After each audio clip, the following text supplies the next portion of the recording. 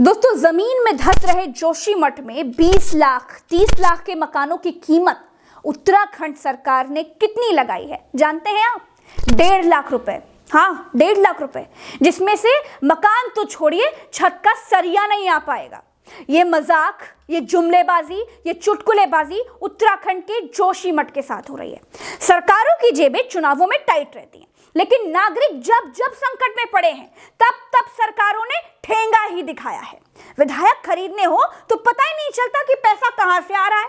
होटलों का बिल पता ही नहीं चलता कौन दे रहा है। एक पिक्चर की अदाकारा नारंगी कपड़े पहन लेती है तो बड़े बड़े हिंदू सड़कों पर निकल आते हैं, चाकू छुरी रखने की ट्रेनिंग देते हैं। लेकिन जोशीमठ के लिए, जोशीमठ के हिंदू परिवारों के लिए सबकी जुबानों पर ताला लगा हुआ है। अरे चंदा लगाकर 4 पैसे नहीं इकट्ठा किए जा रहे।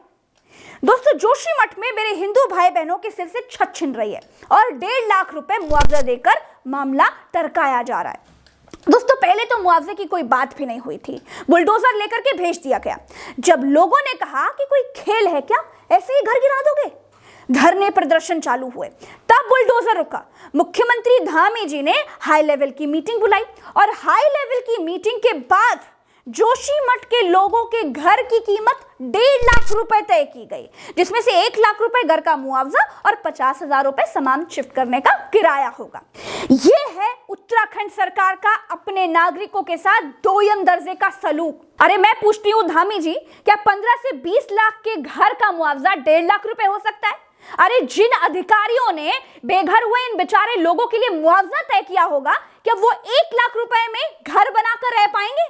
पुष्कर सिंह धामी जी, जमीन नहीं मिलेगी 1 लाख रुपए में, घर तो बहुत दूर की बात है। दोस्तों, मैं जोशीमठ के पीड़ित भाई बहनों को दी जा रही इस खैरात पर कुछ नहीं बोलती। अगर देश में बीजेपी सरकार के रहते हुए महाराष्ट्र में सरकार बनाने के लिए विधायकों को खरीदने के लिए करोड़ों ना उड़ाए गए होते, तो अगर विधायकों को प्राइवेट जहाजों से लेकर भागा ना गया होता, तो बिकाऊ विधायकों को 5 सितारा होटलों में दामादों की तरह ना रखा गया होता, तो उनके खाने पीने और भोग विलासिता पर करोड़ों ना खर्च किए गए होते, तो अगर विधायकों की खरीद फरोख्त में करोड़ों पानी की तरह ना बहाए गए होते, तो अगर विधायक खरीदने के लिए राजनीतिक तिजोरियों के मुंह खुल जाते हैं, तो फिर आम आदमी की मदद के लिए नेताओं की नानी क्यों मर जाती है? 20 लाख के घर के बदले 1.5 लाख का मुआवजा, गजब मजाक चल रहा है। विधायक 100 हो, 125 हो, सब मुंह मांगे दाम से खरीदे जाएंगे और अपने 700 घर के लोग मुसीबत में हैं, उनको खैरात दी जा रही है। कहां गया पीएम केयर फंड? उससे जोशीमठ के लोगों की केयर नहीं हो सकती क्या?